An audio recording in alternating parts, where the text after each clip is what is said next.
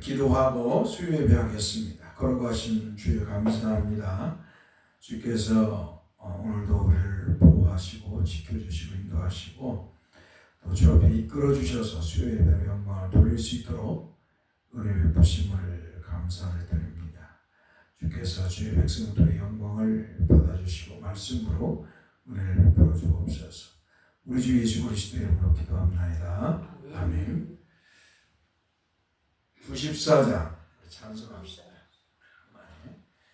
찬송 부르며 94장. 주 예수보다 귀한 것은 없네. 이 세상 부귀와 바꿀 수 없네.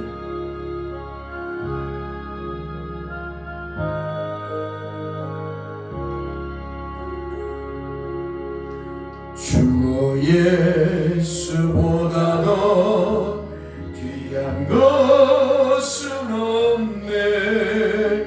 이 세상 부귀와 바꿀 수 없네. 영주 끌리듯이 돌아가신 그 놀라운 사랑 잊지 못 세상 즐거움 다 버리고 세상 즐거움 다 버리고 세상 자랑다는데 세상 자랑 다 버렸네. 주 예수보다 귀한 것은 없네. 주 예수보다 더 귀한 것은 없네. 예수밖에 없네. 예수밖에는 없네. 주 예수보다 더 귀한 건 없네. 주 예수보다 더 귀한 것은 없네. 이 세상 명예와 이 세상 명예와 바꿀 수 없네. 바꿀 수 없네. 이전에 즐기던 세상 이전에 즐기던 세상 일도 주 사랑하는 마음 주 사랑하는 마음 뺏지 못해. 세상 즐거움 세상 즐거움 다 버리고 세상 자랑 나오는데 세상 자랑 다 버렸네. 주 예수보다도 주 예수보다도 귀한 것은 없네. 예수밖에 없네. 예수밖에는 없네. 주 예수보다도 귀한 것은 없네. 주 예수보다도 귀한 것은 없네. 이 세상 행복과 이 세상 행복과 바꿀 수 없네. 유혹과 핍박이 몰려와도 주 섬기는 내 맘 주 섬기는 내 맘 변치 않아. 세상 즐거움 세상 즐거움 다 버리고 세상 자랑 다 버렸네. 주 예수보다 더 귀한 것은 없네. 주 예수보다도 귀한 것은 없네. 예수밖에 없네. 예수밖에는 없네. 할렐루야. 우리에게는 오직 우리 주 예수 그리스도만이 가장 귀한 분으로 정말 믿고 그분만 위해 살아야 될 줄 믿습니다. 그래서 예수밖에 없다. 나에게는 다른 것이 없다. 그런 성도들이 되어야 됩니다. 우리 같이 한번 기도합시다. 우리가 이 땅에서 주님이 생명 주시고 또 예수 그리스도를 믿도록 구원의 은혜를 주셨는데 정말 예수 그리스도를 잘 믿다가 주님 부름 천국 가게 해달라고 기도합시다. 세상의 온갖 것들의 미혹, 세상의 것들이 우리를 유혹할지라도 다 주 예수 그리스도를 물리치고 나는 주 예수만 믿겠습니다. 주 예수 그리스도만 믿겠습니다 하면서 믿음의 삶을 살아갈 수 있도록 주께서 성령을 인도해달라고 기도하고요. 또 이제 날씨가 이렇게 갑자기 차가운 겨울처럼 되어버렸습니다. 이런 현상 속에서 정말 건강하게 잘 믿음 생활하다가 천국갈 수 있도록 은혜를 달라고 기도하고요. 또 나아가서 우리의 자녀들, 자손들도 또 우리 이웃들도 주님을 잘 믿을 수 있도록 은혜를 달라고, 주님을 믿을 수 있도록 은혜를 달라고, 또 내가 가서 복음을 전할 수 있도록, 또 자녀와 자손들에게 예수 믿으라고 말할 수 있도록 이런 복음을 증거하는 자가 되게 해달라고 기도합시다. 또 나아가서 우리 교회를 긍휼히 여겨주셔서 구원받는 수가 더할 수 있도록 은혜를 달라고 기도합시다. 주께서 우리 교회를 긍휼히 여겨주셔서 정말로 우리가 든든히 세워져 나가고 또 구원받는 수도 더하는 기쁨이 있게 해달라고 기도하고요. 더 나아가서 우리가 섬기는 귀한 목사님, 선교사님들에게도 은혜를 달라고, 선교사님 어린 영혼에게도. 또 나라가 어렵고 힘이 듭니다. 작년에 56조의 적자를 봐서 세금이 거치지 않았는데 올해도 30조 원이 세금이 거치지 않을 거라고 봅니다. 그래서 참 어렵고 힘든 이런 상황, 또 삶의 질이 너무 떨어지고 또 경제가 안 좋으니까 일터도 너무나도 부족합니다. 그래서 일터도 부족하고 또 병원도 아프면 갈 수 없는 그런 상황, 정말 총체적으로 군사 전쟁 문제, 군사적인 이런 문제들부터 해서 정말 정치 외교 할 것 없이 하나 어디 하나 성한 곳이 없습니다. 나라를 불쌍히 여기달라고 대통령이 국민을 위한 정치를 할 수 있도록 그 마음을 변화시켜달라고 기도하고요. 우크라이나 러시아 전쟁이 빨리 끝나야 하는데 더 격화되고 있고, 이스라엘과 레바논, 헤즈볼라, 또 이란과 이런 전쟁이 심화되고 있습니다. 그래서 제3차 전쟁이 일어나지 않느냐 하는 그러한 사람들이 걱정을 하는데, 아무쪼록 이 땅에 긍휼을 베풀어 달라고, 서서 전쟁들이 멈추고 평화의 소리가 들려오게 해달라고 우리 한번 같이 기도합시다. 거룩하신 주님 감사합니다. 주께서 은혜를 주셔서 주 앞에 머리를 숙이고 기도할 수 있도록 은혜를 주신 걸 감사합니다. 이렇게 주의 은혜 속에서 평화롭게 신앙생활 할 수 있게 하셔서 감사하고요. 또 주님의 은혜 속에서 이 평화를 가지고 사랑하는 성도들과 함께 예배할 수 있어서 감사합니다. 주님, 이 평화가 언제까지일지 모르지만 주의 은혜 아래서 이루어지기를 소망합니다. 주님이 이러한 평화 속에서 주님을 정말 잘 믿게 해주세요.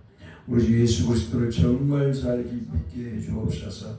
성삼위일체 하나님을 잘 믿는 그런 종과 성도들이 되게 하소서. 하나님의 말씀에 아멘하고 오직 주 예수 그리스도를 믿고 주 예수 그리스도를 바라보며 주님이 계신 저 영원한 천국을 사모하며 살아가는 종과 성도들이 되게 해주시고 또 이끌어 주옵소서. 주여 종님과 종의 자녀들 자손들도 기억해 주시고 정말로 주 예수 그리스도를 잘 믿는 하나님의 사람들이 되기를 소망합니다. 종이 목사로서 참으로 다른 자녀들에게 소망하는 것, 믿음 생활 잘 자녀들이 하는 것이기 바랍니다. 우리 성도들도 소망이 자녀들이 예수 그리스도를 주 예수를 믿고 구원받는 것인 줄 압니다. 주여 종이나 성도들의 이 소망이 주께 상달되어 영광이 되기를 소망하고 주의 은혜와 긍휼함 속에서 종의 자녀나 성도들의 자녀가 다 주 예수 그리스도를 믿게 하시고 하늘의 소망 하나님 백성이 되기를 소망합니다.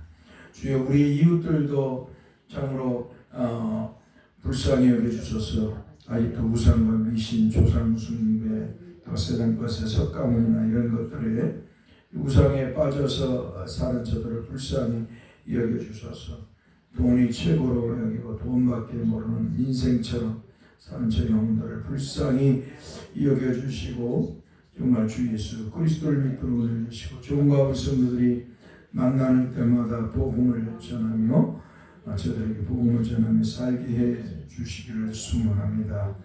주님, 이 마을이 우선과 미신 당선자와 같은 거 조상순례를 버리게 하시고 이 마을이 주 예수 그리스도를 믿는 그런 마을이 될 수 있도록 은혜를 베풀어 주옵소서. 주여, 더 나아가서 우리 그 교회가 연약한 가운데 또 섬길 수 있는 은혜를 주셔서 감사합니다. 목사님, 선교사, 어린 영혼들이 정말 주의 은혜 아래서 잘 참으로 목회하고 선교하고 어린 영혼들은 잘하도록 은총을 주시고 주님의 영광이 돌려지기를 소망합니다. 주님, 나라가 어렵고 힘이 듭니다. 나라가 정치적, 외교적으로, 경제적으로, 의료적으로, 군사 할 것 없이 모두 다 총체적 난국에 빠져 있습니다. 주님, 참으로 경제가 안 좋으니 세금도 거치지 않고 경제가 안 좋으니 일자리도 너무 없습니다. 그래서 참으로 어려운 서민들이 살기 너무 힘들고 빡빡한 그런 나라가 되었습니다. 주의 이 나라를 불쌍히 여겨주시고 이 나라를 회복의 은혜를 주옵소서.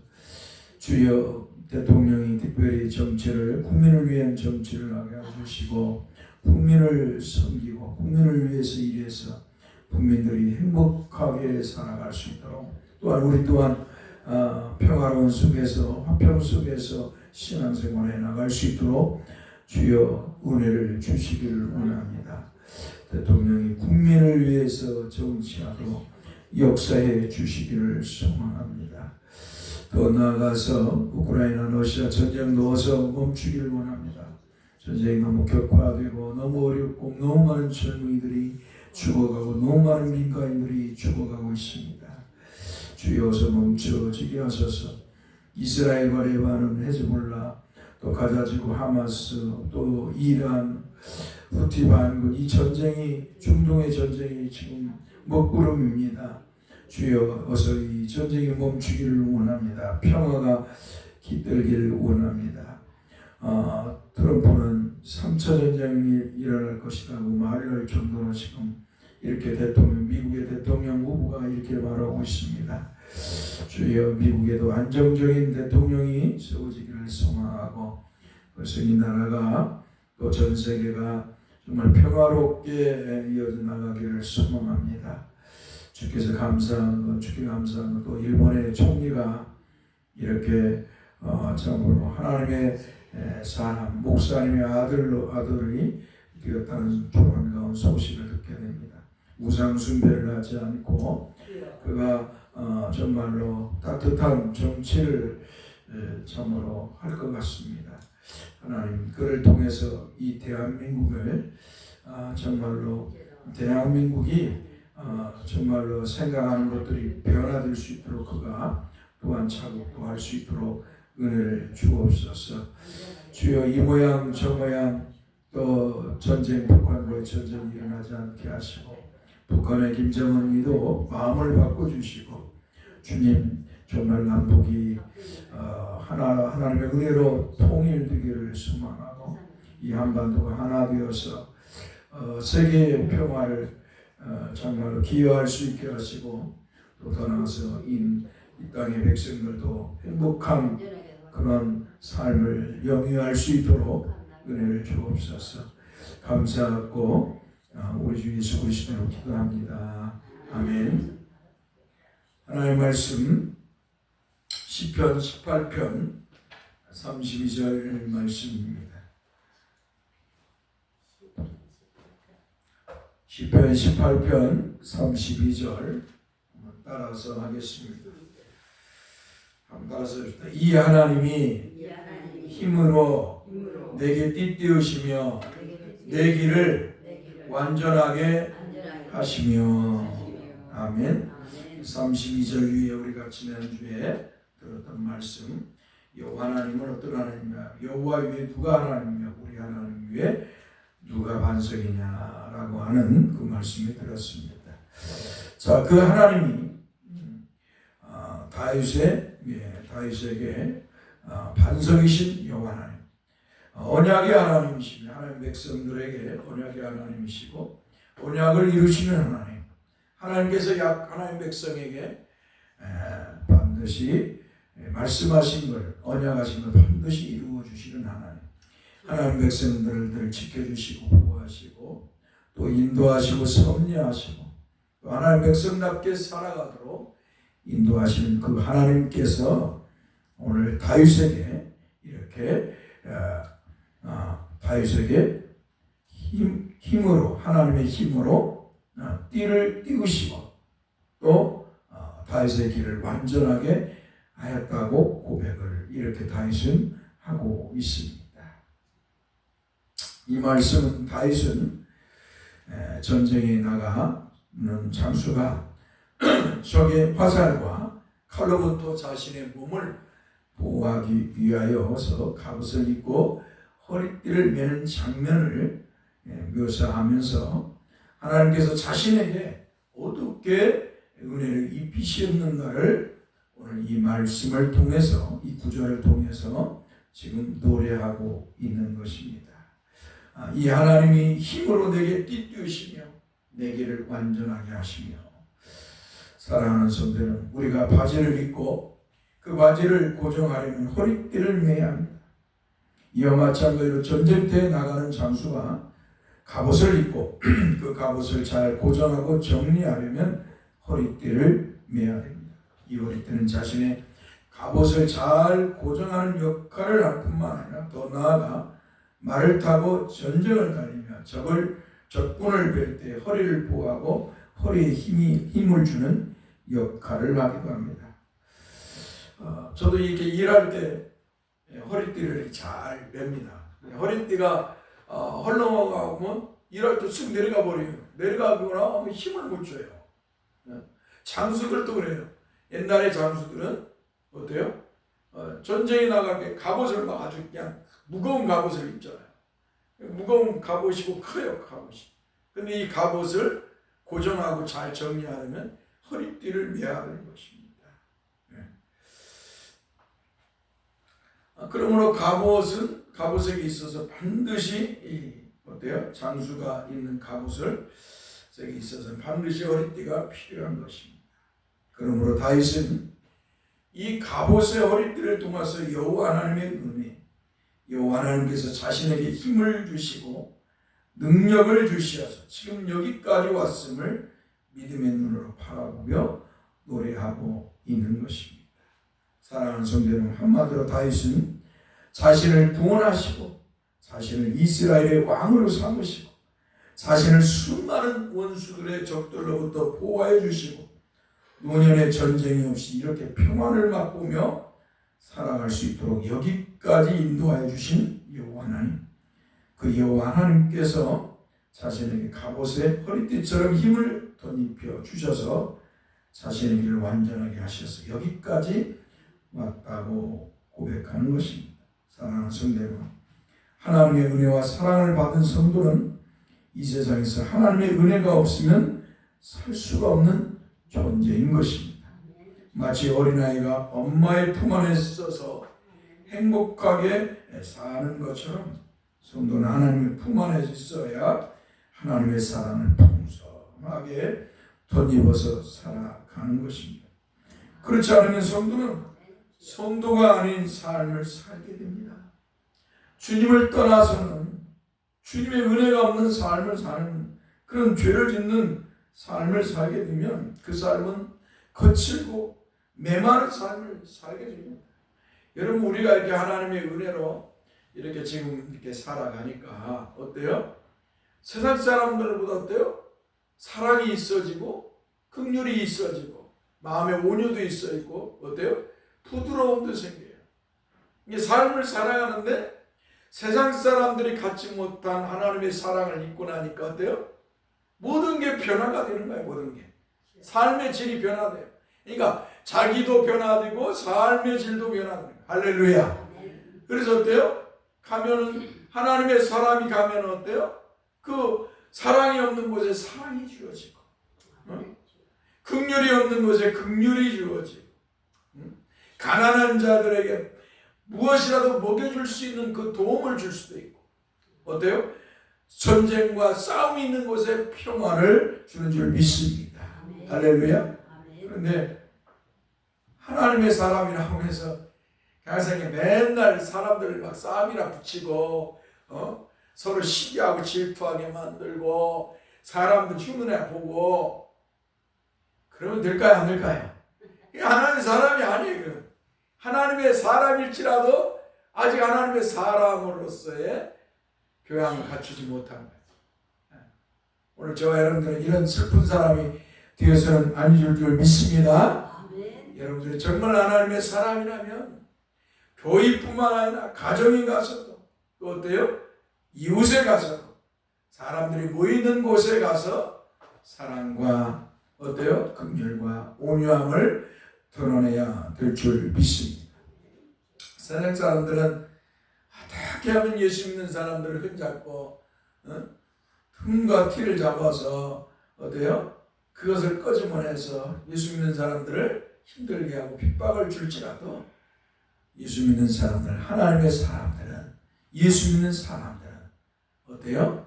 그런 걸 다 이겨내야 될 줄 믿습니다. 오히려 그러한 사람들에게 사랑을 주고 그런 사람들을 불쌍히 긍휼히 여겨야 될 줄 믿습니다. 제가 가끔 이렇게 만나는 사람들, 일하면서 만나는 사람들이 있습니다. 그 사람들이 농담을 할 때가 있어요. 그때마다 제가 잘 그런 모습을 보입니다. 그들에게 또 잘못된 언어를 할 때도 그렇게 하면 안 된다, 그렇게 말을 해서도 안 된다. 정말 어떤 정신질환자 같은 그런 친구는 막 나만 보면 막 시비를 붙으려고 그래. 근데 내가 요새는 그걸 안 보고 아니면 피하는데 불쌍해. 정말 불쌍한 사람들이 있어요. 어떻게 목사가 나와서 일을 하냐고. 맨날 그거 갖고 시비를 거는데 목사니까 이러냐고. 여러분들 목사는 저기 그 절간의 중이 아닙니다. 알겠죠? 절간의 중은 뭐예요? 그 스님들은 결혼을 하지 않았어요. 자녀가 가정이 없고요. 자녀가 없어요. 그 사람들은 아마도 돌을 닦는 사람이에요. 자녀 가정이 없고 자녀가 아내도 없고 네요? 자녀도 없어요. 근데 목사는 그게 아니잖아요. 목사는 뭐예요? 가정이 있고 또 자녀가 있고요. 그러죠? 삶을 이렇게 살아가기 때문에 어때 교회에서는 목사로서 충성해야 되고, 그렇죠? 가정에 들어서는 아버지로서, 남편으로서, 아버지로서 가정을 이끌어갈 의무가 있는 거예요. 그러니까 이 목사를 절간의 중이나 천주교처럼 신부처럼 여기면 안 돼요. 저 돌을 닦는 사람들처럼 계룡산에 올라가가지고 돌을 닦는 사람들처럼 그렇게 수두성처럼 생각을 하면 안 돼요. 신부처럼 생각하면 안 돼요. 신부도 결혼을 안 하니까 어때요? 가정이 없잖아요. 아내도 없고 자식이 없으니까 부양할 의무가 없어요. 책임이 없잖아요. 그런데 어때요? 목사는 뭐예요? 가정이 있어요. 남편, 아내가 있고 자식이 있을 때 부양할 의무가 있어요. 부양할 의무가 있으니까 당연히 어때요? 돈이 없으면 돈을 벌어서 아내와 자녀들을 먹여 살려야 되는 것이에요. 이게 목사입니다. 그러니까 교회가 어느 정도 유지가 되고 성도가 좀 있고 유지가 돼서 교회가 목사의 생활을 책임을 진다면 일할 필요는 없어요. 그죠? 그런데 그러지 못한 우리 교회 같은 경우는 어때요? 목사가 어때요? 성도들만 바라봐서는 안 되겠죠. 나가서 일을 해서 가정을 부양해야 됩니다. 목사의 자녀들이 특별히 이렇게 우리 같이 시골교회나 개척교회 목사의 자녀들이 많이 어긋나갑니다. 많이 어긋나가요. 또 신앙생활을 안 해요. 나이를 먹으면서 신앙생활을 않거나 어긋나가거나 또 목사의 길을 걸어가지도 않고 정말 그런 경우가 많아요. 왜? 내 아버지가 목사인데 교회 일만 한다고 하면서 가정은 뭐예요? 내뱉게 쳐버리는 거예요. 가정에 아버지로서 어때요? 가정을 부양할 의무를 버리고 목회만 한다고 하니까 어때요? 그 자식들이 그걸 보면서 아버지에 대한 분노를 가져요. 신앙에 대한 분노, 교회에 대한 분노. 그러니까 우리가 잘 아는 다인이라는 사람이 있었어요.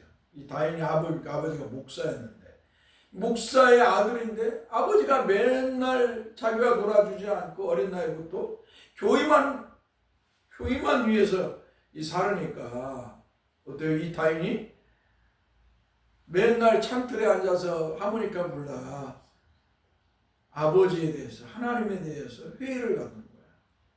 그래서 하나님이 창조한 게 아니라 세상은 진화, 한마디로 세균이 자라서 생물이 되고 그것이 자라서 원숭이가 되고 사람이 되었다. 이런 진화론적인 이야기들. 모든 것이 다 진화한다. 그래서 기독교를 대적하는 데 앞장을 서요. 니체라는 사람도 목사의 아들이에요. 니체라는 사람. 신은 죽었다. 이렇게 말하는 이 니체가 천재. 그냥 멍청한 사람이에요. 목사의 아들인데 늘 목사님이 교회에만 충성하고 가정에 소홀히 하니까. 그리고 유럽의 기독교인들이 뭐예요? 맨날 예수 믿는다고 하나님 말씀대로 산다고 하면서 맨날 부도덕하게 살고 돈밖에 모르고 권력에 아부하고 뇌물이나 받고 창녀촌이나 다니고 부패하니까 어때요? 그걸 보고 너희같이 예수 믿으려면 너희 신은 죽었다. 그래서 나 같은 초인간이 있어야 된다. 도덕과 윤리를 추구하는 초인간이 있어야 된다. 이렇게 니체가 이렇게 자기를 신격화시키는데요. 아무튼 다 예수 믿는 사람들이 어때요?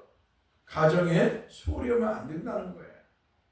목사도 수도성이 아니에요. 그래서 목사가 교회에 충실할 뿐만 아니라 가정에도 충실해야 돼요.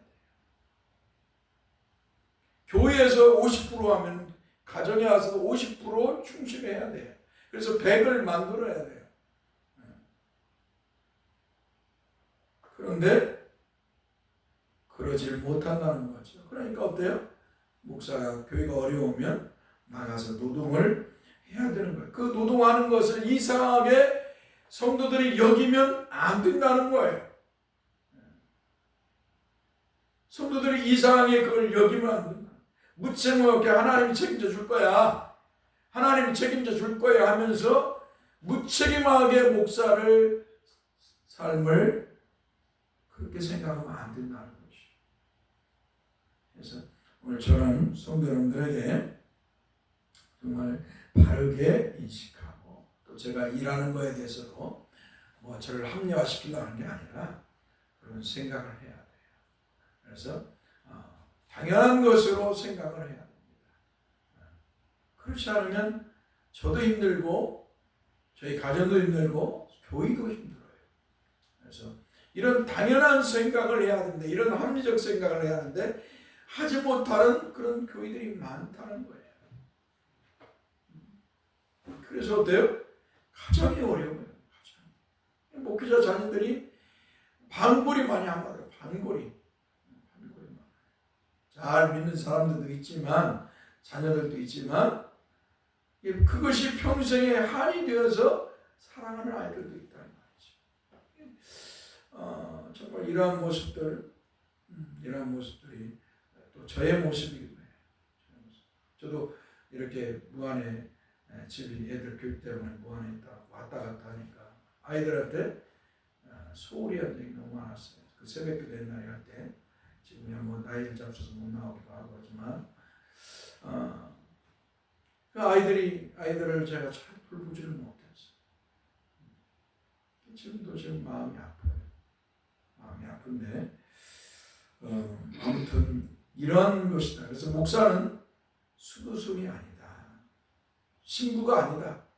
한마디로 천주교의 신부나 절간의 중이 아니다는 거예요. 어디 돌을 닦는 그런 존재가 아니다는 걸 늘 생각해야 됩니다. 자, 분명한 것은 우리가 하나님 앞에서 삶을 살아야 된다는 것입니다. 하나님 앞에서 하나님의 은혜가 없으면 그 삶이 메마르고 어때요? 거칠어지는 것이.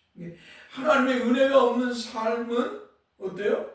우리 성도들의 삶이 무미건조하고 메마르고 거친 삶을 살게 돼요. 그러나 하나님의 은혜가 있으면 어때요? 은혜롭게 살아가는 거예요. 마치 땅에 식물이 씨앗을 던져서 그 땅에 묻혀 있어서 그 땅에 뿌리를 두고 묻혀 있으므로 뿌리를 그 속에서 뻗고 잘게 순환하면서 자라는 것처럼 성도들은 하나님의 품 안에서 하나님 은혜 속에서 살아야 아름다운 삶을 살 수 있다는 걸 기억해야 됩니다. 또 그뿐만 아니라 하나님의 은혜가 없으면 어때요? 그는 교만한 자가 됩니다. 교만한 자. 여러분 하나님의 은혜가 없는 사람들, 세상 사람들 보면 얼마나 교만한지. 그래서 심지어는 그들이 가장 교만한 모습으로 하나님이 없다고 말합니다. 이 하나님이 없다고 말한다는 것은 교만하다는 거예요. 그가 하나님이 없다는 건 하나님 앞에서 아주 교만한 자라는 거예요. 왜냐하면 하나님 있다고 하는 사람은 하나님 앞에 교만할 수가 없는 거예요. 하나님이 없다고 하는 사람처럼 교만한 사람이 없어요. 신앙생활 할 때도 이 믿음의 삶을 사는 사람들 속에서도 교만한 사람이 있어요. 그 사람 뭐예요? 하나님이 없는 삶을 사는 사람. 자기는 하나님을 믿는다고 하고 예수 그리스도를 믿는다고 말하면서 신앙생활을 하지만 그러나 그 교만함을 가진 사람은 하나님이 없어요. 왜? 하나님을 믿는 사람, 하나님이 살아계심을 믿는 사람은 교만할 수 없습니다. 겸손할 수밖에 없어요. 할렐루야. 정말 교만한 사람들은 아나무인입니다. 자기가 최고이기 때문에, 자기가 최고이기 때문에 자기의 생각, 자기의 경험, 자기의 돈, 자기의 권력이 최고이기 때문에 교만한 거예요. 교회에서도 그런 사람들은 참 슬픈 사람들이죠. 교회에서도 그런 교만한 사람 우리는 없지만 이 말 들어보면 어떤 데는 목사가 교만, 어떤 때는 장로가 교만, 어떤 때는 권사가 교만하고 그래갖고 교회를 어지럽힌다. 참 슬프지 않아요? 그래서 교만한 모습을 가진 안 믿는 사람, 하나님을 믿지 않는 사람들이 교만하다. 하나님 없는 사람, 입으로는 주여 주여 하지만 정말 주님을 믿지 않는 사람. 예수님께서 유대인들을 향해 책망하잖아요. 너희들은 나보고 주여 주여 맨날 기도하면서 내가 너희들 앞에 나타났는데 너희들이 왜 나를 믿지 않느냐고 주님이 요한복음에서 유대인들을 책망합니다. 여러분들이 예수 그리스도를 믿는다면서 하나님을 믿는다면서 삼일째 하나님을 믿는다고 하면서 말을 하는데 주여라고 말을 하는데 마음속에서 주님을 믿지 않는다면 정말 그거 슬프지 않아요? 그런 사람은 교만함이 표출되는 거예요. 믿지 않는 사람, 주님을 믿지 않는 사람은 교만함이 표출되는 거예요. 그 드러나는 것이 교만함이 뜻하잖아요. 그래서 자기가 최고인 것처럼, 자기가 최고인 것처럼, 자기 말이 하나님 말씀보다 더 최고인 것처럼 생각해요. 그래서 하나님 말씀을 들려줘도 듣질 않아요. 교만한 사람들. 분명한 것은 이런 어리석은 사람들은, 교만한 사람들은 정말로 이 땅에서는 짐승처럼, 이 땅에서는 육신이 아무리 건강하고 튼튼할지라도 아무리 건강한 육신을 가졌을지라도 그의 영혼은 이 땅이 아니라 천국이 아니라 지옥의 자리가 있다는 걸 기억해야 돼요. 할렐루야. 그래서 교만하면 안 된다. 그래서 정말 하나님의 사람은 교만할 수도 없고 겸손한 그리스도인으로 살아가게 된다는 것입니다. 아무튼 하나님의 은혜가 없는 사람은 이렇게 교만하고 또 어때요? 삶이 거칠고 메마르게 살게 돼요. 그리고 세상 속에서 부패하고 타락한 삶을 살게 되는 것입니다. 제가 이렇게 저희 친구들도 그러지만 세상 사람들 이렇게 보면 불신자들 있잖아요. 하나님 믿지 않아요. 예수 안 믿어요. 그런데 이 사람들의 삶을 보면 그냥 술을 너무 좋아해요. 도박을 좋아해요. 또 술집의 여자들을 너무 좋아해요. 방탕한 삶을 이렇게 사는 걸 봅니다. 교만한 사람의 결과거든요. 교만한 사람. 제가 아는 어떤 사람은 어느 날 갑자기 교만해져가지고 정신이 사탄이 귀신이 이제 들었다고 그 사람들은 하는데 갑자기 일 잘하다가 이 도박에 빠져가지고 도박을 해가지고 도박에 미쳐가지고 한마디 귀신 들린 자처럼 도박에 미쳐. 이제는 이제 도박을 거기에 빠졌을 뿐만 아니라 이제는 세상 만사를 자기가 다 안다고 자기가 깨달았다고 하면서 그런 정신 이상적으로 사는 사람도 있어요. 이런 사람들을 보면 다 교만이에요. 우리는 슬픈 자의 삶이 아니라 하나님의 은혜 속에서 살아가는 성도 여러분들이 되어야 될 줄 믿습니다. 하나님의 은혜 속에서 겸손한 그리스도인으로서 늘 하나님 베푸시는 그 은혜 속에서 살아가는 성도가 되어야 될 줄 믿습니다. 그러한 성도에게는 뭐예요? 하나님 주신 은혜가 그의 삶에 넘치기 때문에 그 영혼에 넘치기 때문에 뭐예요? 거칠은 삶이 모래와 같은 사막 같은 삶이 어때요? 옥토의 삶을 사는 거예요. 메마르서 물이 흐르지 않는 그런 메마른 땅에 어때요? 시냇물이 흐르듯이 그의 영혼의 은혜가 하나님의 은혜가 있기에 그 삶이 은혜로운 삶을 사는 것입니다. 그러므로 우리는 늘 하나님의 은혜 아래서 사는 것을 기쁘게 여기고 감사하며 살아가야 될 줄 믿습니다.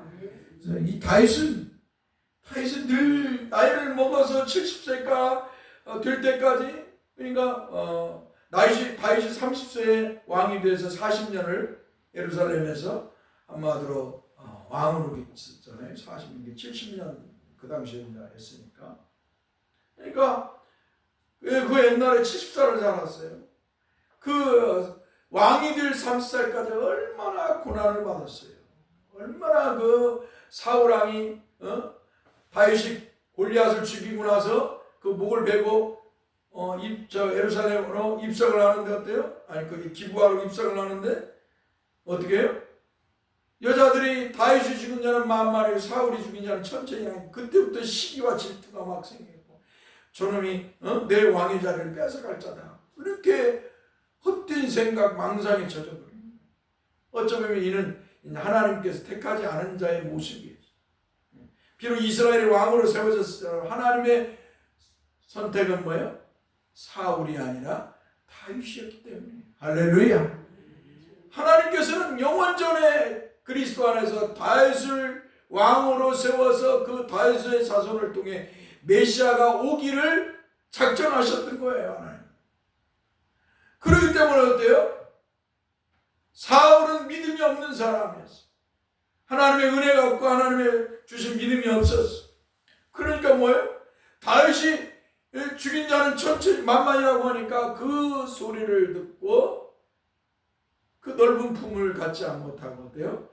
시기와 질투하면서 저 다윗이 저 어린 것이지만 저 다윗이 내 왕위제를 빼앗아갈 것이다 라고 생각을 하는 거예요. 이 사탄이 갖다 준 생각 아니에요. 인간의 죄로 부패하고 타락한 마음이 부패한 마음이 이 사울의 영혼을 사로잡아 버린 거잖아요. 하나님의 은혜가 사로잡아서 그가 아름다운 모습을 보이는 것이 아니라 죄악이, 부패한 죄악이 그를 사로잡았어요. 사탄이 주는 생각이 그를 사로잡으니까 어때요? 다윗을 향해 시기와 질투를 가지고 있는 거예요. 그러한 속에서 다윗을 늘 죽이려고 했어요. 군대를 이끌고 죽이려고 했어요. 그 험난한 속에서 다윗은 뭐예요? 사울을 피해서 도망을 가고 미친 척을 하고 조금은 침을 흘리며 미친 척까지도 하고 떠돌이 생활을 하게 됐어요. 그뿐만 아니라 30살의 왕이 되어서도 수많은 적들이 쳐들어갔잖아요. 그러나 어때요? 다윗에게는 하나님의 은혜가 있었다는 거예요. 할렐루야.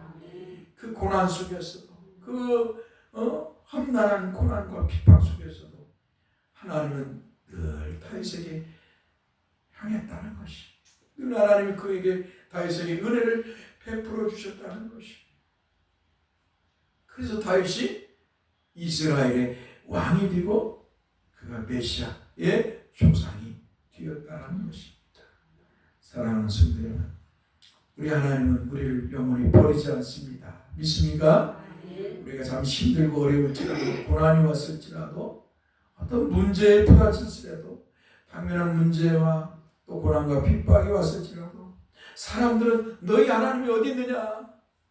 너희 하나님이 있으면, 너희 예수 그리스도가 있으면 네가 이렇게 고생을 하지 않고 고난을 받지 않고 핍박도 받지 않고 이런 죽을 위기에 살지 않지 않느냐라고 세상 사람들이 우리를 향해서 손가락질하고 핍박을 하고 조롱을 할지라도 우리는 뭐예요?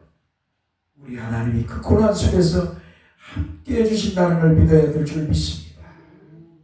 그 고난이 변하여, 그럴 때 그 고난이 변하여 희락이 되고 기쁨이 될 줄 믿습니다.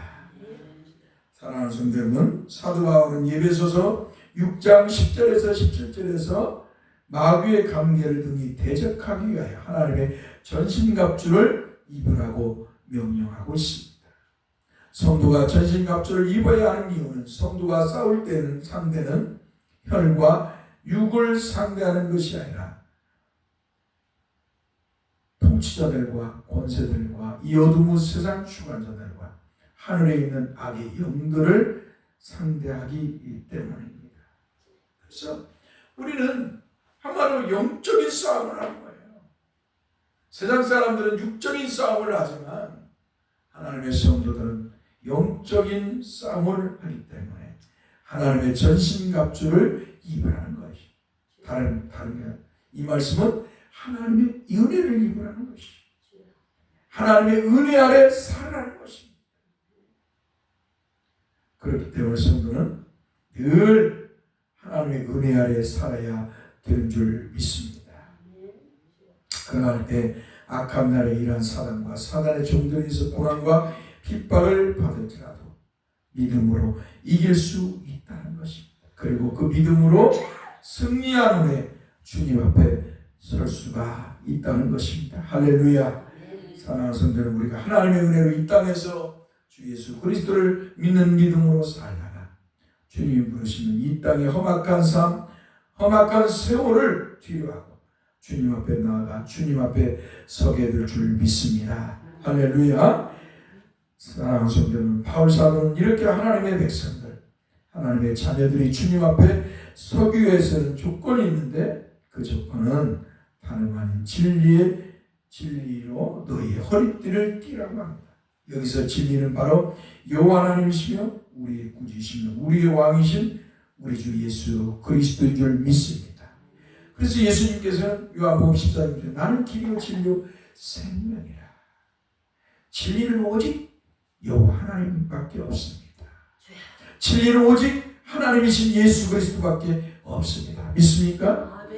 하나님 진리는 오직 하나님이에요. 오직 예수 그리스도밖에 진리가 될 수가 없어요. 다른 그 어떤 것도 진리가 될 수 없습니다. 더 나아가서 성삼위 하나님께서 진리인 줄 믿습니다. 그리고 그 성삼위 하나님의 말씀, 하나님의 복음의 말씀, 주 예수 그리스도의 말씀이 진리인 줄 믿습니다. 이 진리로 허리띠를 죄를 면하는 것입니다. 한마디로 진리이신 주 예수 그리스도를 믿는 믿음으로 무장하라는 것입니다. 한마디로 하나님의 은혜로 무장하라는 것입니다. 성도는 하나님의 은혜로 무장해야 됩니다. 할렐루야. 하나님의 진리의 말씀으로 무장해야 마귀와 싸워 승리할 수가 있는 것입니다. 그러할 때 악한 사단의 권세와 사단의 종들로 인해 이루어지는 고난과 핍박을 이길 수 있다는 것입니다. 그러므로 우리 주 예수 그리스도를 믿는 믿음으로 성도들은 무장해야 됩니다. 하나님이 주신 은혜로 무장해야 됩니다. 하나님이 주신 진리의 말씀으로 무장해야 됩니다. 그러할 때 만왕의 왕이시고 만유의 주시며 부활의 주님이시며 구원의 주님이 부르실 때에 주님 앞에 당당하고 아름답게 설 줄 믿습니다. 기도합시다. 거룩하신 성삼위 하나님 감사합니다. 우리에게 은혜를 베푸셔서 우리 주 예수 그리스도를 구주로 믿게 하시고 오늘 하나님 백성이요 성도로 살아가게 하심을 감사합니다. 하나님께서 이렇게 은혜를 주셔서 우리가 우리 주 예수 그리스도를 믿고 구원받은 성도로 살아가면서 은혜로운 삶을 살게 하셨는데 우리가 꼭 사탄의 시험과 미혹에 빠져서 하나님의 은혜를 저버리고 세상으로 돌아간다면 우리는 얼마나 슬픈 자가 되겠습니까? 은혜 없는 자, 저 세상의 사람들, 불신자들의 삶을 거치고 메마르고 교만합니다. 주님, 참으로 그런 슬픈 자의 삶을 우리는 살지 않게 하여 주옵소서. 늘 하나님의 은혜로, 하나님의 진리이신 복음이신 우리 주 예수 그리스도의 은혜로 늘 살게 해 주옵소서. 우리 주 예수 그리스도 안에서 하나님의 은혜의 품 안에서 늘 살게 해 주옵소서. 늘 우리 주님께서 함께하고 있음을 믿게 해 주소서. 하나님의 은혜가 늘 우리 주 예수 그리스도 안에서 성령으로 항상 우리와 함께함을 믿으며 살게 해 주옵소서. 주여, 우리가 주님의 진리의 말씀을 따라 늘 살게 하소서. 은혜로 주신 진리의 말씀을 따라 늘 또한 살게 해 주옵소서. 진리가 되신 우리 주 예수 그리스도, 진리가 되신 우리 성삼위 하나님을 향한 온전한 믿음을 가지고 이 험악한 세월, 고난과 핍박, 가난 속에서도 잘 이겨나가게 하옵소서. 그러할 때 주께서 우리를 부르실 때 내가 주의 은혜로 여기까지 왔습니다. 내가 주의 은혜로 여기까지 왔습니다. 주여 감사합니다. 주여 내 영혼을 받아 주시옵소서 고백하며 천국에 입성하게 하옵소서. 우리 주 예수 그리스도 이름으로 기도하옵나이다. 아멘. 이제는 우리 주 예수 그리스도의 은혜와 하나님 아버지의 크신 사랑, 성령의 교류와 교통하심이 영원토록 함께 있을지어다. 아멘.